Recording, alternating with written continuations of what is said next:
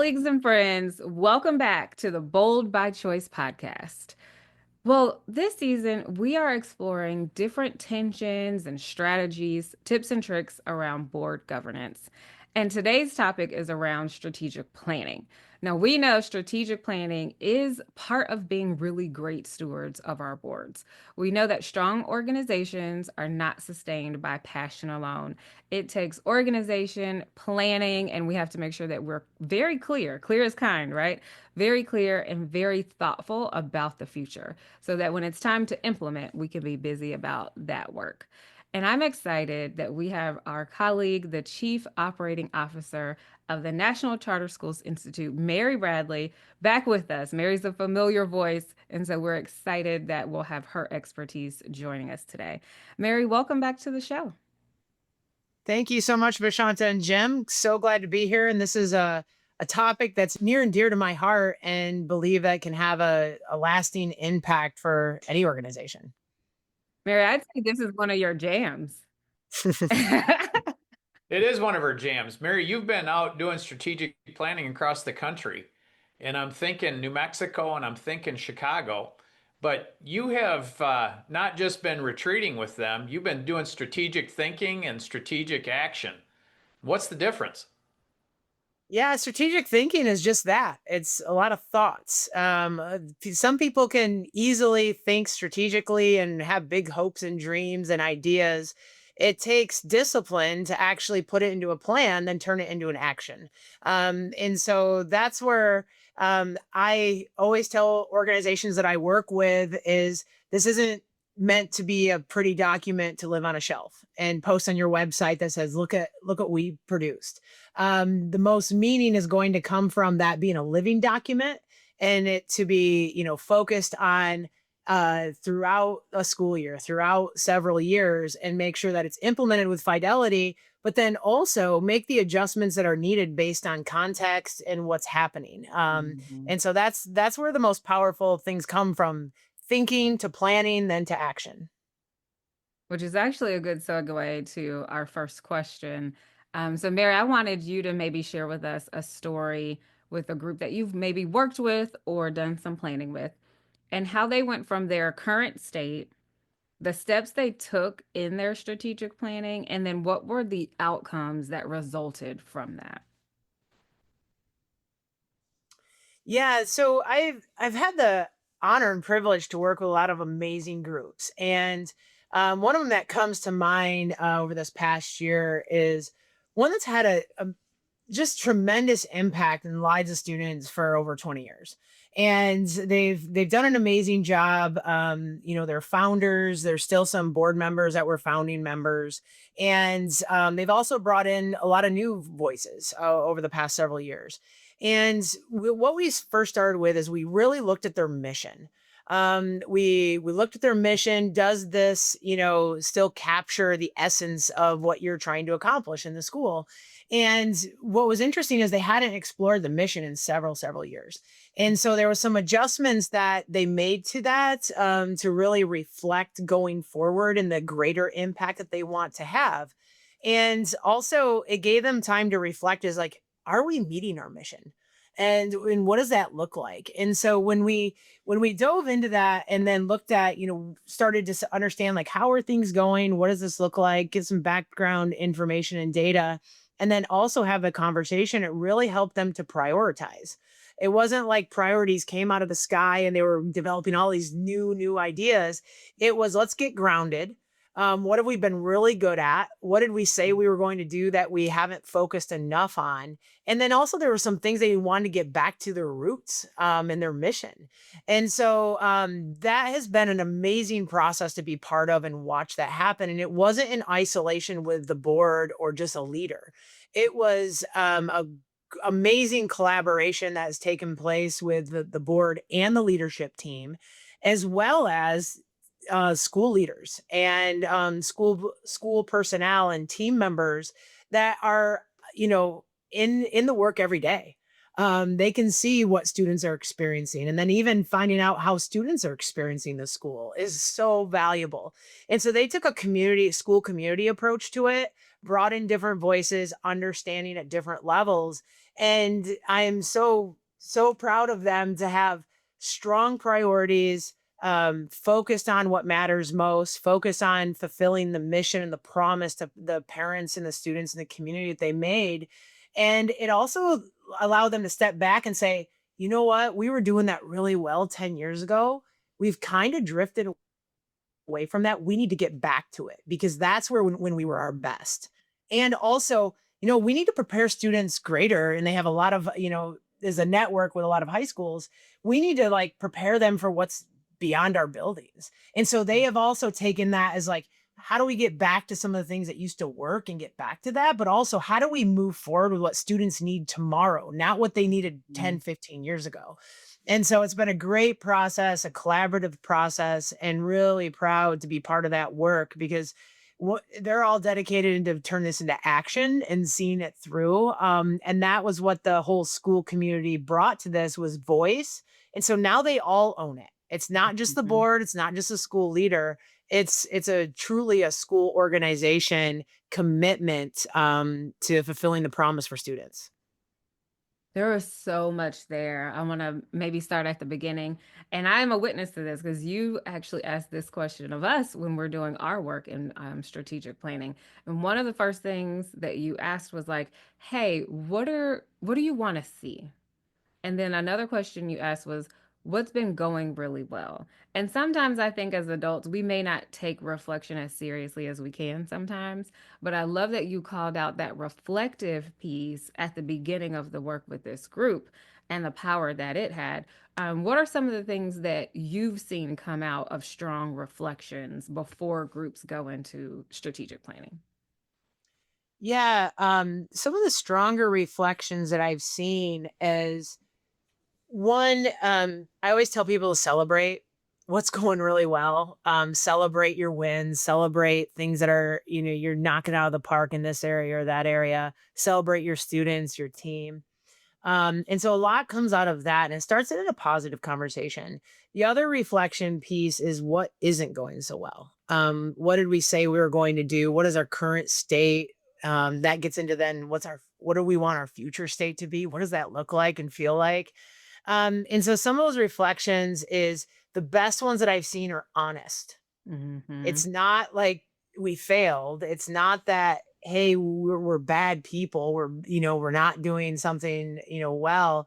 It is just an honest reflection to say, yeah, we're not doing as well as we'd like to be. Or we haven't responded to our student body or our team members at the school, or we haven't, you know, um, focus enough on setting priorities and leaning into them. And Hmm. so I Hmm. think those honest reflections, both positive and challenges, are the best ones. And not just sugarcoat everything and give everybody gold star, but like, where do we want to really lean into?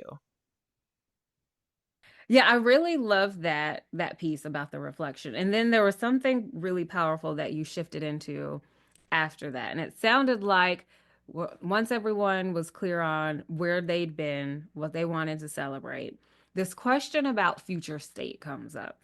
And it's really powerful, I think, to have that question come after the reflection because it's a little bit more grounded. In this example, you shared that a group had thought about something they'd done really well some years before and realized in the reflection that they'd gotten a little bit lost from that. Maybe a little bit of operational drift came up. And so the second piece that really stood out as you explained the story was the opportunity for groups to collaboratively vision for the future state. And that really stood out to me. And that's something I think a lot of board members could benefit from because sometimes we're so in the present that we're not always taking the time to recall, like, what did we say that vision was, right? We talk about those mission moments at the beginning of the meeting. What's the future state? And then how do we build our steps, our ladder to get there? So I want Mary to tackle this with Shanta, but that's a key framing because the way boards earn credibility is by doing what they say they will do. And part of what a board inherits is the charter contract, right? If you're not the founding board, you inherit the charter contract, and that charter contract is a promise, right? It's a contract with an authorizing agency, but it's also a promise to students and families in a community. And so knowing what you promised and being able to deliver on what you promised is so key to that. And that's why a lot of times there is the focus on the strategic planning, which Mary called the execution, right? The action. But it's also important for boards to look at the direction. Does the direction still make sense when we filed that application 10 years ago, 20 years ago, 5 years ago? So strategic direction and strategic execution go hand in hand, but the wise boards are always forward looking because they're looking at the conditions and adjusting the sale accordingly. Yeah, I'd also say, you know, to 100% agree. And then what's the alignment? There has to be alignment across the board. So, some of the organizations I've worked with, there's different ideas of like, what does this look like and which direction we want to go. And, we hope that a strong strategic plan has consensus because everybody has to come together to make sure, it's working and it's moving forward. And you don't have to have 100% consensus, but you have to have alignment.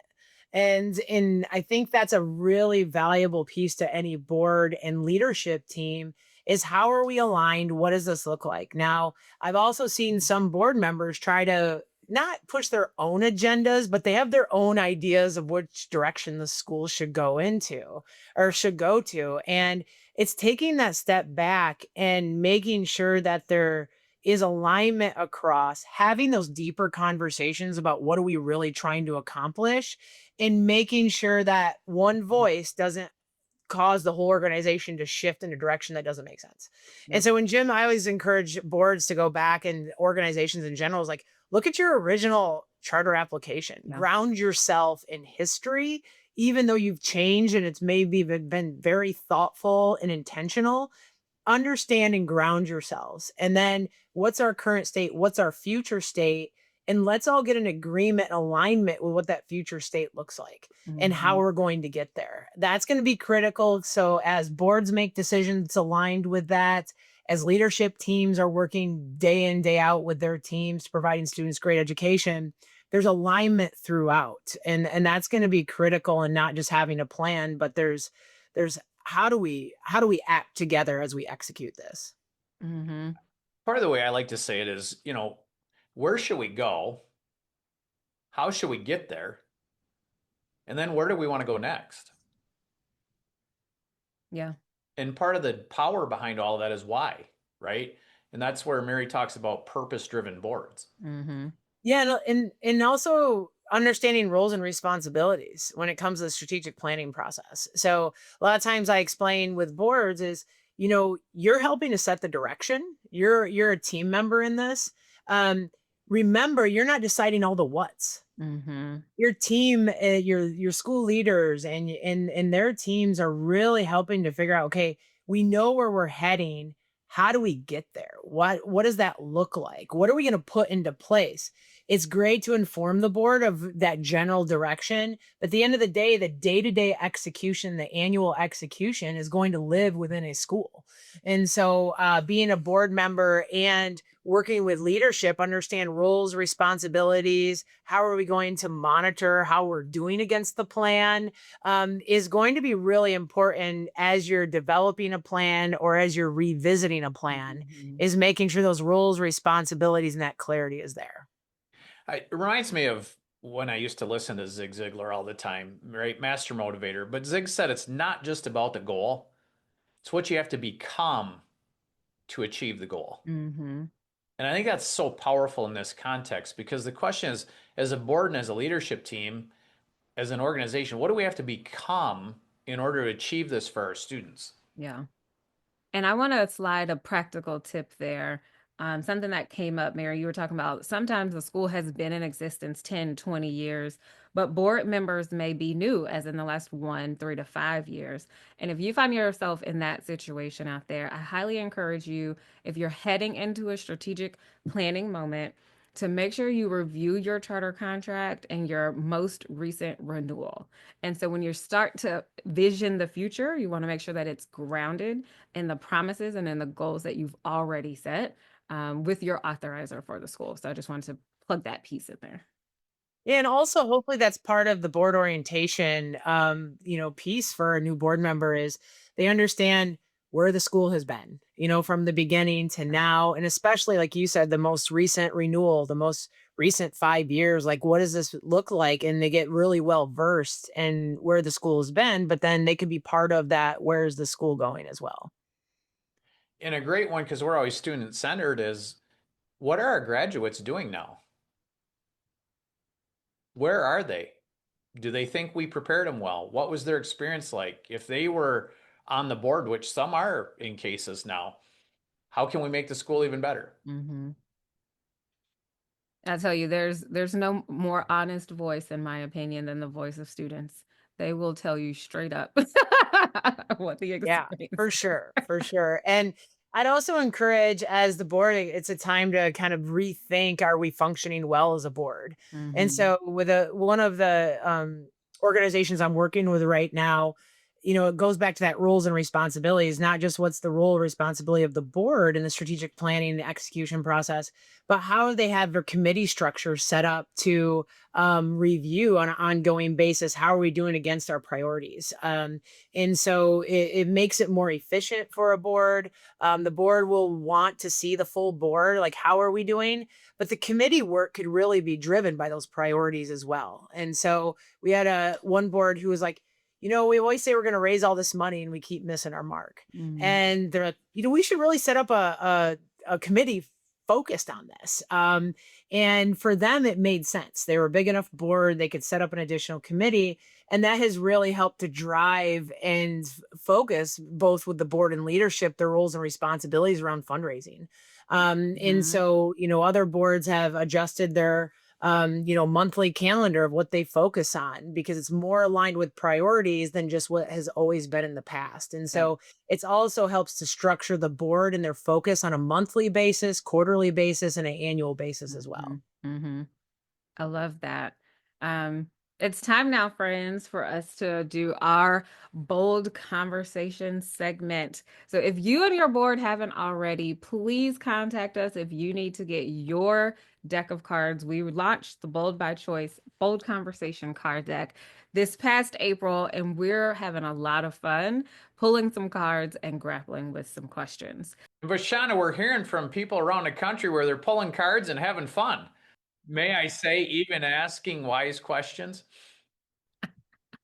Yes, those stories are fun to hear and keep those coming in, you guys. Like, we love to hear not just that you're using the cards, but what has been the outcome of your conversations.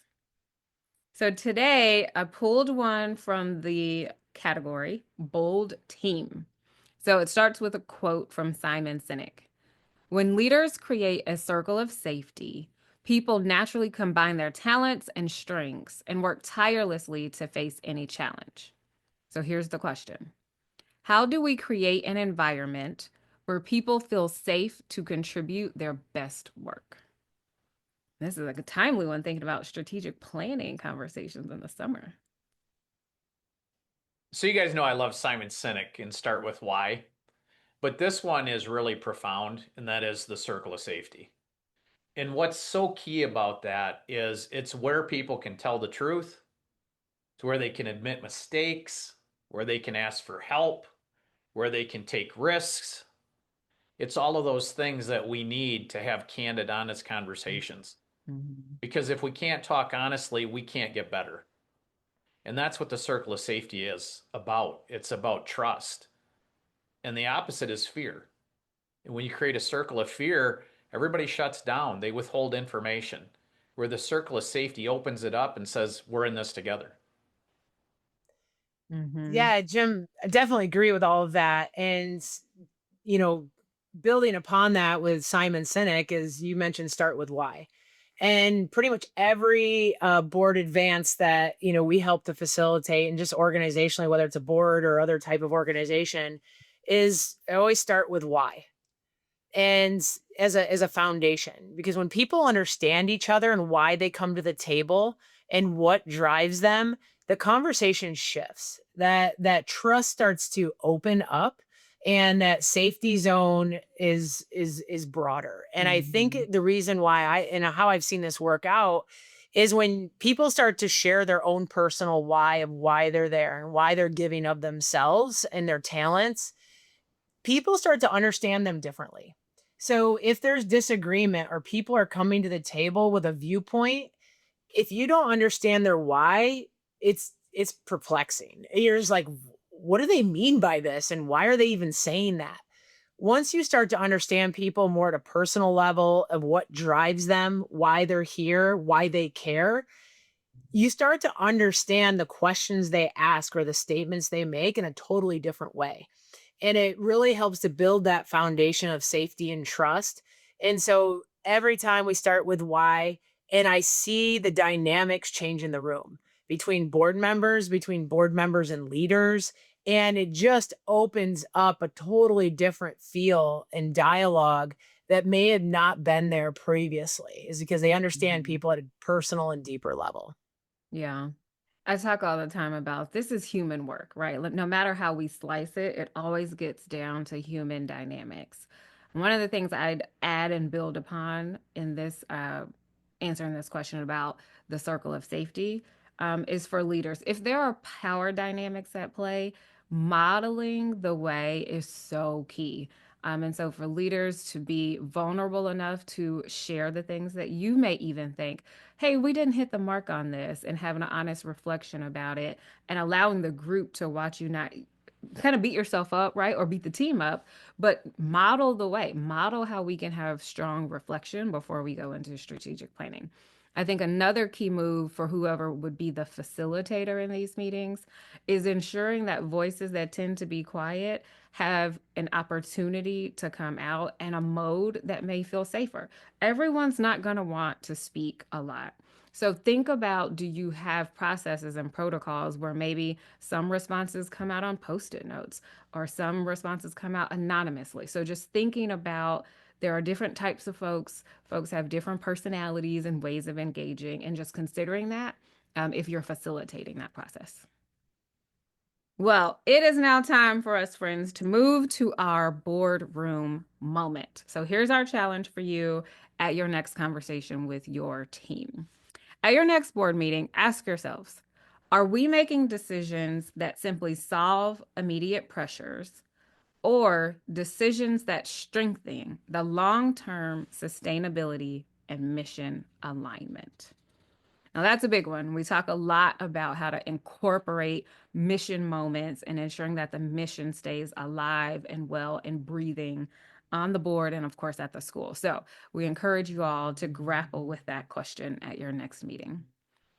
Jim, any closing reflections today? I just value Mary's contribution here. It's so important because great leaders look forward. And that's one of the powers of boards is to bring a diverse group of people together, give them some space where they can look to the future, right? We might call it stewards of possibilities. And we encourage them to be bold, bold in their thinking, bold in their dreams, not careless, not reckless, not ill thought, but expand what's possible. And that might not be possible next day, the next week, the next month, but it might be the next year. And it's amazing that when you start putting good thinking with good planning, with good execution, what can be accomplished over time. In money, they call it the power of compounding interest. In our world, it's called compounding the power of hopes and dreams and actions for students and how we can change the trajectory of lives. And that's what it's about. And that's part of being bold by choice. So, for all the board members out there listening, choose bold. I love it. Mary, thank you so much for being here with us and sharing your expertise.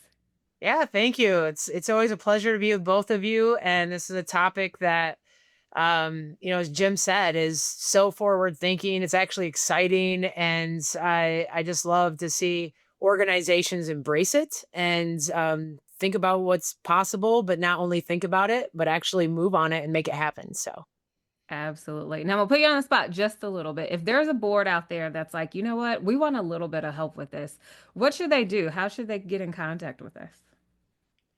yeah, you can reach out anytime. And we work with boards, schools, authorizers, a lot of different organizations, and especially around this strategic thinking and execution. And so you can always get a hold of me personally or Vashaunta and any of our team, and also on our website.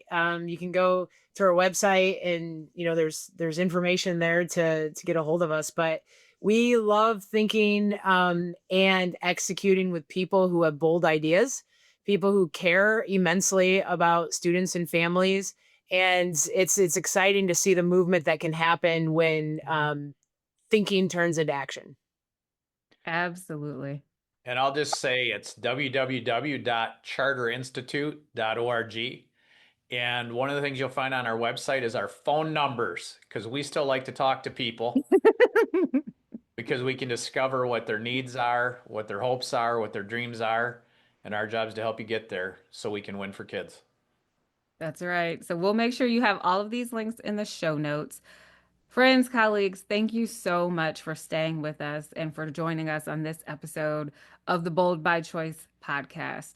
This season, we're exploring the tensions, the tips, the tricks, the advice, all around board governance. Well, we'll be back the same time, same station next week. And until then, stay bold.